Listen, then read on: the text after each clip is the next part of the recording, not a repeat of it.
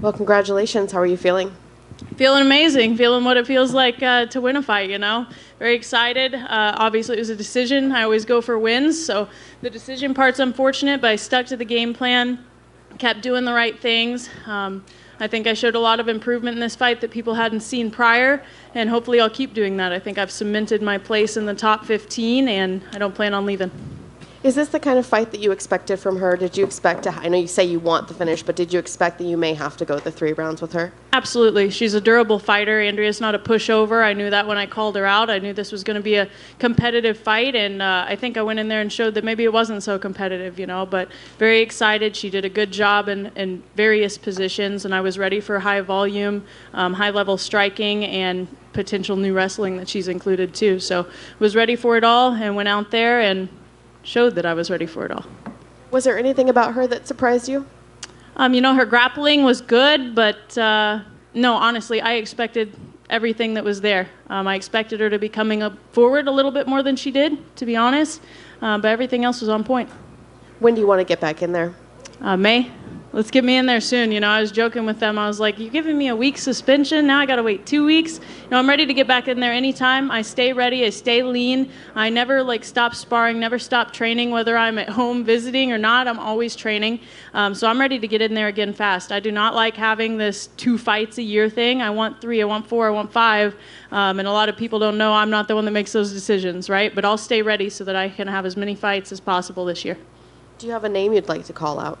Not yet. Coaches and I are going to go back and look, but obviously I'd like someone in the top 15 that's open, and that's always hard to figure out. Everybody's getting matched up, but I'm ready to go soon. Anybody that we can get in there that's in that top 15 to 10 area, I'm ready to go.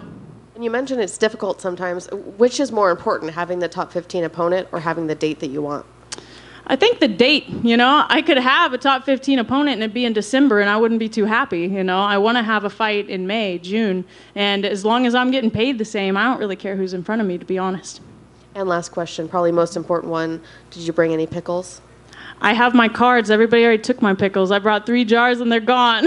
But you guys can order them. I ship anywhere, prowlerpickles.com. Which is your favorite? I actually like the bread and butter and the sweet ones, but I'm a sugar fanatic, so that's probably why. Thank you. Miranda, congratulations. Just want to ask, obviously you trained with her for a little bit. How did she feel, in the cage for real as opposed to training speed? I felt better. It's been a few years. I've improved a ton, gotten a lot better at striking, putting it all together, everything. And as I said prior, I think we did 2 rounds of actual sparring together before, and heard some of her interviews where she's like, I don't really put it in all when I'm sparring, da-da-da. And I'm like, well, none of us do. But I felt invincible in there, I felt like I was unable to be touched. I know I got touched a couple times, but I could go back and name 2 or 3 times that I got hit that I actually noticed. I felt amazing and felt better than I expected to feel against Andrea. Now, usually you rock your Top Gun aviators, but you don't always bring out the cowboy hat. Was there just a little bit of gamesmanship, so you had the 2 cowgirls facing off with each other yesterday? Yeah, listen, I grew up on a ranch. I worked on a ranch. I'm not one of the jokes that rode a horse 2 days of my life, and I'm like, well, I'm a cowgirl.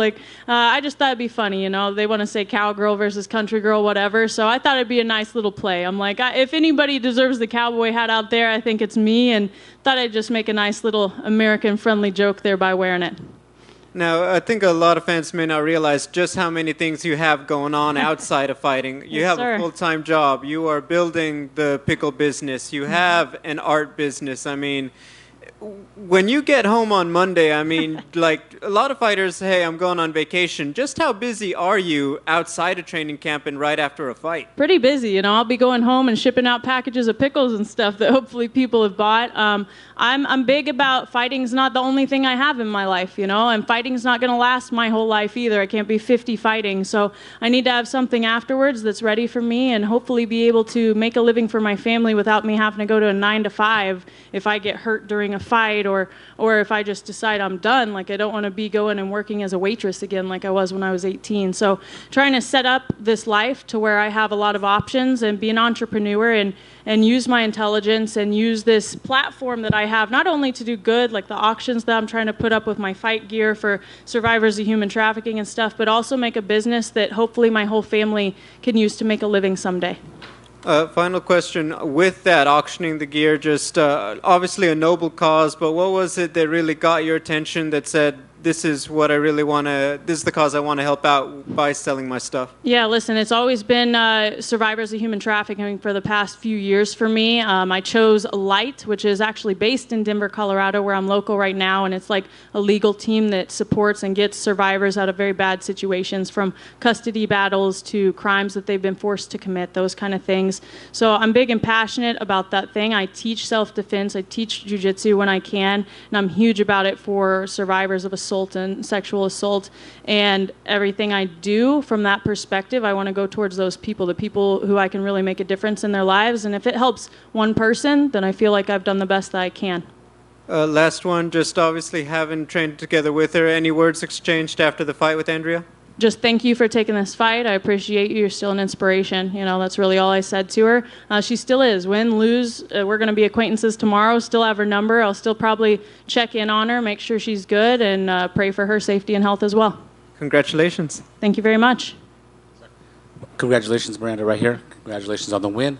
I don't know if you heard after, but Joe Rogan referred to you as one of the most exciting prospects in the UFC. Yeah. Are you surprised to hear him call you a prospect? Because you've been going at this for a while now. You know, they always throw around the words prospect and veteran, whatever sounds the same. I've commentated before and know any words are there. But I have been a prospect, you know. I think they say that because I'm not in the top 5. So you're basically a prospect until you get there, and then you get named contender, right? And so I'm not worried about him saying that. I think I am one of the most exciting ones. I want to keep working my way up to where I get the whole contender for the belt instead of prospect. And I see that as my responsibility, not Joe's, to call me something different.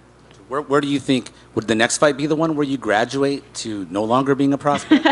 Depends on who you ask, I guess, you know. But I'm a veteran in the sport, and I think every fight shows that I'm a veteran, win or lose. And I plan on, you know, I see myself as a contender now, working my way up. But I'm also happy being in the UFC. It's an honor. It's a privilege. It's a dream come true, honestly, from the beginning for most of us who have been fighting, been training. I watched the UFC back when I was 14 years old. And, you know, my dad was like, you could do this one day. And I literally laughed and was like, I don't want punched in the face. And here I am, right?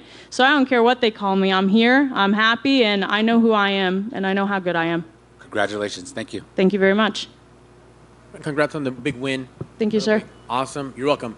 You said you felt like untouchable, and I noticed you were also unrockable because that slam was hard.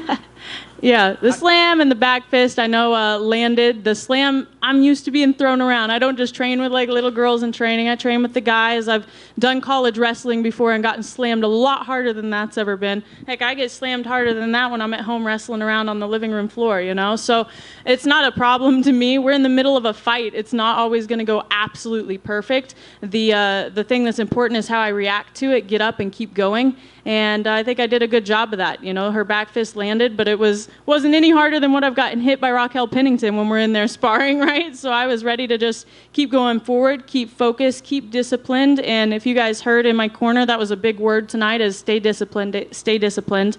And I tried to do my best with that. And touching on that, you definitely have grown in the sport, and we see your maturity. You were definitely disciplined. That was it. Your jab was there. Your movement was there. So much so that she was hesitant to throw anything back. How proud of you were of your hands that you just put in a box. That's the plan, you know? Make her not want to come forward. Make her not want to wrestle. Make her not even want to hit me because she's going to pay for it every single time she touches me. And I tried to make that the case. We knew in round 3 she's going to be desperate. She's going to be trying to come forward. I heard her corners, come forward, wrestle, do whatever you can. And I was looking out for it all. Maybe it was a slower pace than I desired to have in the 3rd round, but I was ready to go and just keep doing the smart stuff, not rush forward and make a mistake when I'm winning, when I know I can keep winning at the same tactics, and just go hard, try to seek the finish still, but not make stupid mistakes. Excellent, good stuff. And last for me, you mentioned the champ. How awesome is it to train with someone, learn, have her take you under the wing, and know that her journey, the ups and downs, that you're like, you know what, I've had those too, but I can see you can reach the mountaintop if you stick to the grind and work hard. Yeah, not only that, but the confidence, you know. It's like I know how good I do against her in training. I know the things that I can work on with her. I know what she's working on, what I'm working on, the training that we get from the same coaches, to have that coach in my corner and be like, that coach helped make a world champion. This coach has been, a world champion in jiu-jitsu. Like, both my coaches are world-class coaches. All my training partners are world-class training partners. That's the reason I moved to where I'm at. That's the reason I'm doing as good as I am. them, along with my own talent, of course, but I needed to get somewhere that could help mold me into even a better fighter. And that's what I've done, and that's what we keep doing every day, When I go in there, it's not, oh, you're the best, let's just keep doing the same things. It's, let's learn something new. Let's keep adding on to this tool belt. And I'm glad to say my tool belt is as full as it's ever been, and I'm going to keep having to make new spots.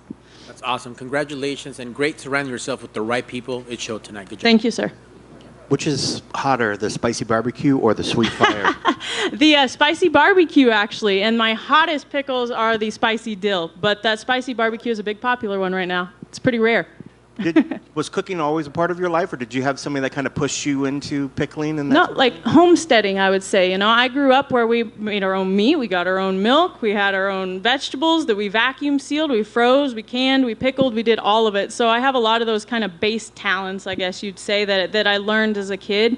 And I decided to just take off with this one. It kind of started because I was pickling for my family during Christmas, and I was like, oh, I'm going to surprise them and bring home all these pickles I've done. And I had some people message me when I posted about it, and they were like, would you sell any? And it's funny, amazing, honestly. I think it's God's just putting it in front of me. My dad and my family have mentioned before, why not start a pickling business or this or that? And then the opportunity kind of showed itself when somebody was like, would you sell some of these? And I was like, you know what? I'm going to go for this and see what it does. And it's not just me. I'm not over there just pickling all the time. My family's helping me, and I'm hoping to just hand it over to the less busy family members very soon and get FDA approved, hopefully, in the next couple months.